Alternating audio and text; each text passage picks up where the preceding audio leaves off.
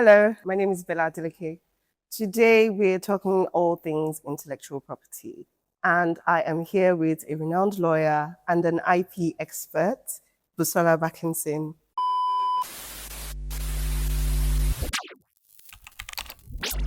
It's so lovely to be here and thank you for having me. I'll just introduce myself quickly. Yes, My name is Busola Bakinson, and as Bella said, I am an intellectual property expert. I've been in this space, not to age myself, but I have been in this space for about 14 plus years. Yeah. But, it might be that I started early, so don't start calculating the age, right? And what I have done in this space is to help, the different players in this ecosystem, intellectual property, to protect the creations of their mind. And that can range in, diverse ways. I guess we'll talk a bit more about that in Yeah. the conversation.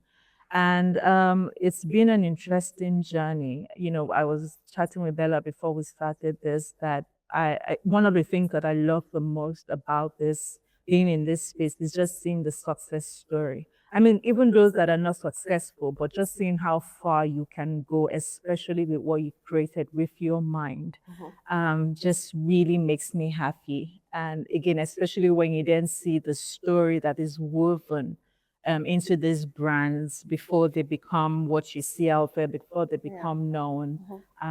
There's just something that it does for you. And so that's why I really, really love being in this space and playing it. In a creatively layman terms, what is intellectual property? Well, I guess that's a good place to start. Yeah.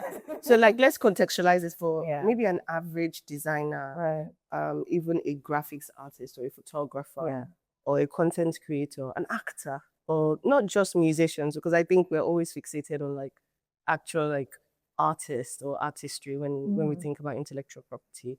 Yes. So IP, as you said, layman terms, so that everyone can understand, really is the creation. It refers to the creation of the mind.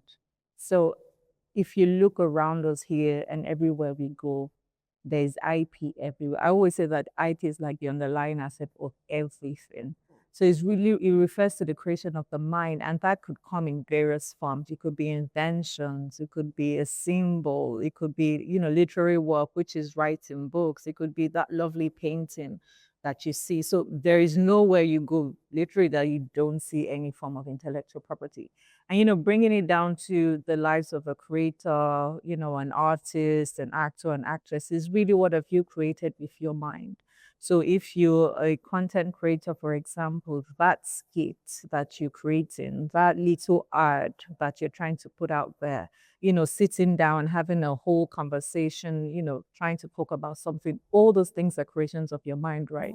And so that is intellectual property to you. So for a fashion designer, for example, before you put the fabric to the you'll have sketched something. There's an idea that you put. So it's important to realize that it's a creation of the mind. And so it's not something that you say have stuck in your head. So it's not an idea. Intellectual property is not an idea until you express it in some form of medium, or in a fixed medium, for example. And that's even for copyright. Copyright, most people have this lovely book that they want to write, this story that they will go to bed at night thinking about, but until you put pen to paper to say this is the book, that is, so it must be fixed until, the lovely, what are the signs that you see out there that you love, that differentiates, when you want to walk into a bank, your bank. One example I always say, tell me your favorite chocolate, for example, without telling me the name, describe it to me. Yeah. And people go, oh, I like it. It's gold. It has nuts in them. It has this or that. I was like, can you see how long it's taking you to tell me your chocolate without saying name? But if I just say, tell me your favorite chocolate, you just give me a name quickly. That tells you why intellectual property is key, because it immediately differentiates you from the next person. So for lack of a better word, intellectual property is identity. Ooh. I actually call trademark an identifier. I say it's an identifier. Yeah. When you see an orange building that belongs to a bank, something comes to your mind. If you see a chocolate that has like a purple wrapper, a name comes to mind. If you see a jewelry box that has this lovely blue, like some jewelry company comes to your mind straight up. So you're right. Yes, you can say IP, especially trademarks, are identity. would you say would be the first thing a creative should do to protect their work? Now, I know a lot of people will tell you to get a lawyer Yeah. or, consult with maybe an IP specialist. But let's be real, we're in Nigeria, right? A lot of these things cost money. Creatives are one of the most struggling, I would say workforce in Nigeria. But their value is their creativity, like you said, and that is gold. So how can they protect their work with as limited resources as possible? What are like simple precautions, like IP 101, for lack of a better word, that we could adopt or an average creative can adopt or just put in place to ensure that as they're going to success, they're laying the right. Well, that's like 3 questions in one. Yeah, sorry. So I'm going to take it. I will first take the cost part, actually, because we get that a lot. In any conference, meetings, they first talk about, oh, it might be super expensive. What do we do? And one of the questions I ask also is when you go to the hospital, right, and they let you know that you need XYZ medication, because you know what that is going to do for you, right? You try to find a way because you know this is really going to save my life. Yeah. Right. So for intellectual property, which is like the underlying asset of many things that you build upon, I always tell creatives, don't look at the now, right? Look at what that could do for you in the future, especially with so many things. Because what protection does for you, it gives you exclusivity. And exclusivity is not so you can put it on the shelf and, watch it grow, watch it lovely. It's that you can put it out there for various things. If you want to use it for yourself and for the better good of the society, yes. If you want to say, oh, I'm done with this intellectual property, I want to sell it out. Or I want a license for a fee, and then you get this, license fee. Or I'm just good, let's sell this off. But if you do not have exclusivity, you can't do all of that. So for me, sometimes I say intellectual property is like a big slice of bread or a big loaf of bread that you can slice it into as many bits as you want, and then you can give as many people. Or you can decide, I'm just going to have this bread to myself for as long as I want to do it. So you should have that at the back of your mind first, that what I have is what I'm protecting is so that I can get value from what I'm protecting. Many investors will not touch you if they don't see that you have. I mean, why would I invest in a technology that does not belong to you? Right. To be honest. So that when you start to think about it, not for now, but what am the value I'm going to get from this intellectual property 5 years from now, 10 years from now, 20 years from now, that is an investment that is worth making. Yeah. So in terms of the cost, I like creatives to look at it from that angle because they're quick to do so many other things, but save the one thing that you would use. Now, what should a creative be thinking about? You said it is first to protect yourself through various mediums. Sometimes you might not be able to get the protection immediately, but what are you putting in place? Are you signing the right agreement already before you sell whatever it is you want to sell? One thing that I'm sure my friends and my colleagues know I always say is about, even if you're going to go and pitch or you're having a conversation with a potential investor, you know that you haven't protected yourself. I always say sell the cookie, not the recipe. Don't list out everything that has to do with that intellectual property, especially maybe it's an invention or on how or a process. Don't give all the processes from step 1A, 1A, C, 1A, I know what you mean, yeah. Sell the cookie. Tell them the cookie has raisins, it's got black chocolate, bake it full. But don't say, you put the measurement of 1 flour, that, all of that. So there's something, that is. So I definitely agree with you. However, because I've sat in the seat of a creative, and now I'm also like seeing things from, I would say, a corporate person looking at a creative product or a creative.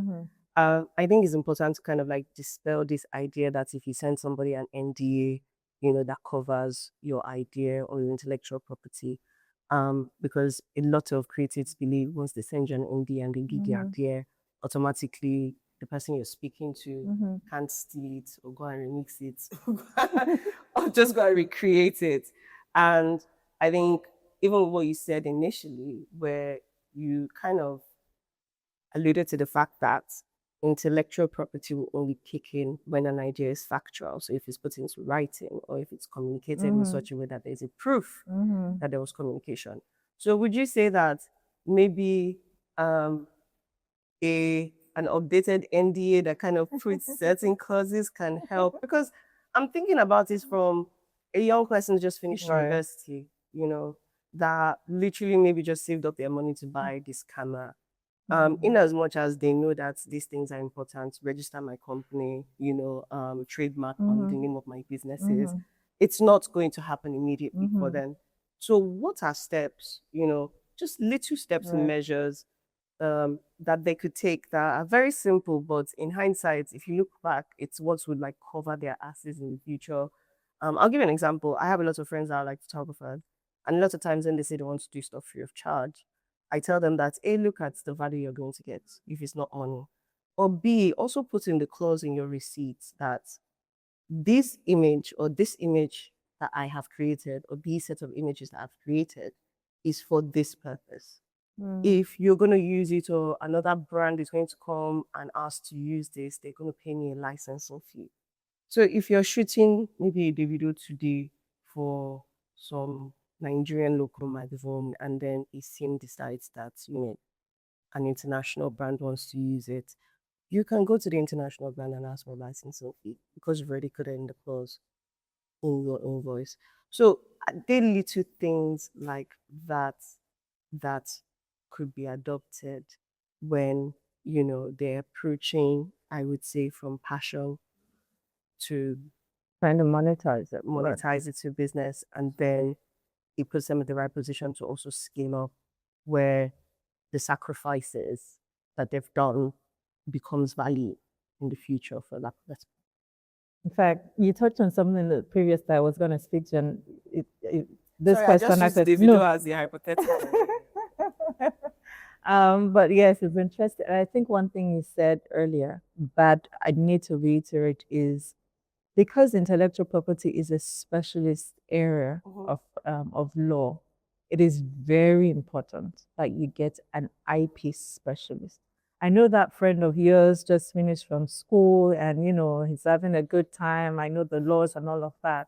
But it's so important for you to get an IP specialist because there are nuances to these types of intellectual property. And it's a good thing you mentioned the photographer, for example. The new Copyright Act that was amended in 2023, please check that out. Sorry, it should be 2022, right?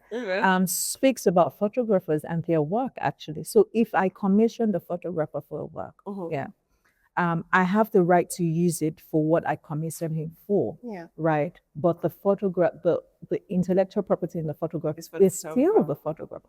So if, for example, the example you gave, I commissioned the photographer, I'm using it for this, and they want to use it for something else that would be commercial in nature, then the photographer still has the right over that photography.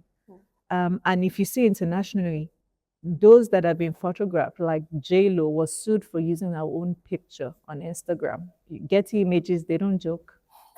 They see you post what they put up, they're coming for you. And you'll be like, we're having this conversation, and my friends is like, someone takes a photograph of me and I use it. And I'm like, yes, they will come from. But that's what a lawyer, an IP specialist will let you know, is that these are the kind of rights that you have. And it's important for you to know. But a divorce lawyer or a married might not be able to, they know the law, but might not be able to tell you those nuances. And that's what, so to your question as to what can they do, again, it would, as much as, we said it can be expensive sometimes, you truly need this kind of advice. And then I always say, keep paper trails too. Let your communication, as your IP is supposed to be expressed, let your communication be expressed as well. Are there conversations you're having? What paper trail can be evidence for you to show that I truly did say this is what? Are you sending things and you're saying it's having a conversation without any documenting anything? What have you sent ahead to them? What access do they have to what you have? So what documentation are you putting in place to ensure, if it's on WhatsApp, have you transferred it to an email and say, per our conversation Oh my during the God. meeting, Yes, you that know, is so this is important what we because it needs to be agreed. trackable to Exactly. an encrypted line or Yes, some this IP is what address. we Yes. agreed. Yes.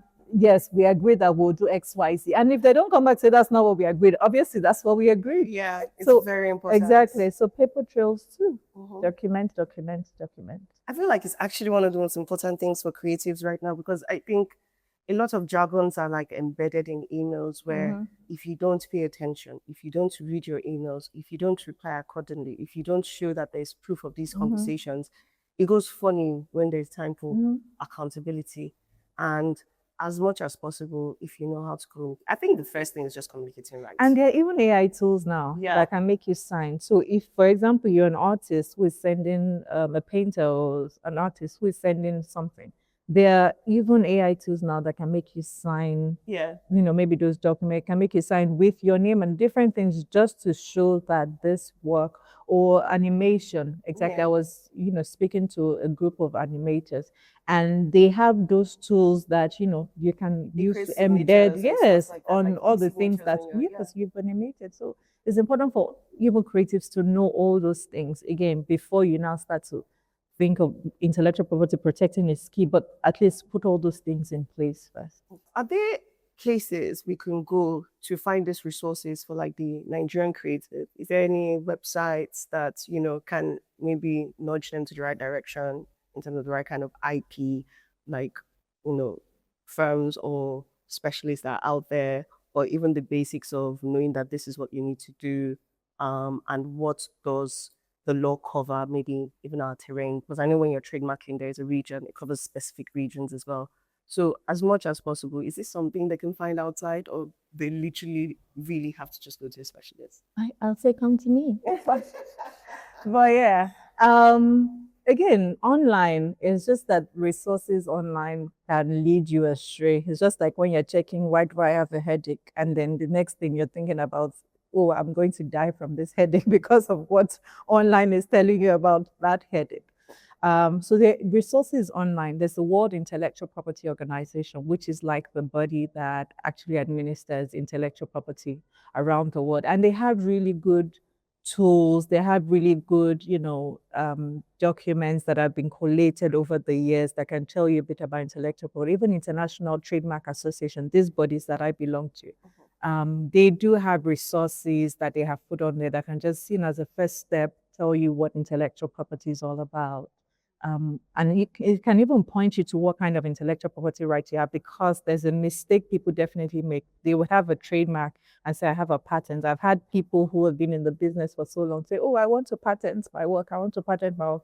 And they send me a symbol. I'm like, oh, you want to trademark your work? You know, things like that. So that can be. No, sorry, that's a sidebar. Yes, they can. Yeah. They can, because of, you know, its invention. There's a lot of claims that you have to, you know, the examiners have to take a look at before they grant you the patent. Yeah. So yes, you can check online, especially those two. I can say you'll find good resources because they've been vetted and they understand reputation of putting out such resources. But the ultimate, really, Ella, we cannot run from back, is that you get a specialist to look at what you're doing and they can advise you on what to do. Sometimes you think you should patent your work, just patent it, but there's the opportunity to actually patent it, trademark, copyright, because patent can be limited for a number of years. After 20 years, it goes to the public. Yeah. Copyright, the same. Mickey Mouse, the first Mickey Mouse that is 100 and something years old, is now in the public domain. Wow. So those are kind of advice that a lawyer would tell you to say, let's look at all this different types of IP. Don't just focus on one, and in 20 years, you do not have any invention any longer. So the ultimate would be try and get a lawyer. From your experience, right, and your engagement with creatives, what are the most common mistakes you've seen them make? And also talking about mistakes, are they like, you know, breaches that can be reparable, for lack of a better word? And if that's a yes, what are the processes? I don't know if I'm right. Yes, no, absolutely. Yeah. Because I work with a lot of creatives, I definitely understand what you're trying. I think the first thing I see them do is rush ahead of themselves. And in many things, even beyond intellectual property, is just trying to, of course, we all want to, oh, I have this great idea. I'm into this big business. Let me get it out there because, you know, the first mover advantage and different things like that. So they rush without getting the right structure. So I was on a call with some a few days back, and I'm like, do you have a business? You have a business, have you set up a business, you have a company registered, and this person didn't have all of that done. But they started to put things out there. And this is some of the things that we see. So structure, sometimes there's no structure already in place. And so if there is no, a foundation is not, we already know what's going to happen when you build on top of that foundation that is not steady. So I think one mistake I see them make the most is just rushing and not putting things in place as you should put them in place. Once you put the right foundation, take your time to do that so that everything that you build can truly stand. And, you know, are there breaches that you can fix? Of course, immediately you notice, or for example, if they approach me, you know, approach you as well and say, this is what I've done. You will, okay, let's look back now and say, let's bring it in. What are the things that are out there? What documents have you not signed? What are you with co-founders? What is it that you're supposed to put in place that you haven't? What's the percentage sharing? Everything can be done. There's some that are already bad. That is really nothing. You know, contract has been signed. They signed away their rights. Now then you start to then look at, okay, what ways can we then say, maybe in court, or this was signed under duress, or they didn't have legal representation. You know, when that now becomes contentious. But before it becomes contentious, what is important for you to say, oh, what have you put in place? And so those are things I've seen and ways in which, you know, you can amend this. Then start to say, start putting things in place now. I mean, it was supposed to be yesterday, but yesterday is gone. Today is a good day.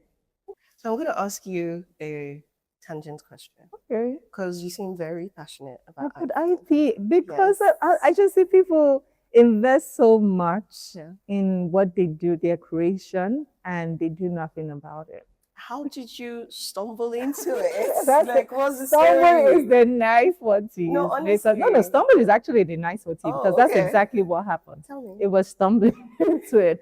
I didn't do IP undergrad school, no. It was time to, you know, the compulsory 1-year service after you graduate, right? And so I joined the law firm that I started with before I moved to my current firm, and they're very big on IP. So it was a very big practice area. And that's where I was asked to join. And I started there and started to see, you know, the things that were happening that I've spoken about, protecting, helping, ensuring, drafting, making sure people's creations, ideas are properly protected. And I think I stayed there for many years, and I've been there ever since. I don't know what next, but I think moving to my current firm now, not only I don't do intellectual property, but I do entertainment, leisure, and media. So now I play on a wider scale and platform in not just only protecting intellectual property rights, but also in the space of entertainment, leisure, and media. Amazing. Yeah. Thank you so much. Oh, it was such a pleasure. I had a good time talking about what I love. Right? So before you go, we usually do this where we tell you to give nuggets to the other people in terms of advice. It could be directly to IP. It could be IP facing, it could just be creative facing in terms of advice. So what would you advise the young ones watching this now as a creative on their creative journey? I will say that your dreams are very valid. Dream big, big, big.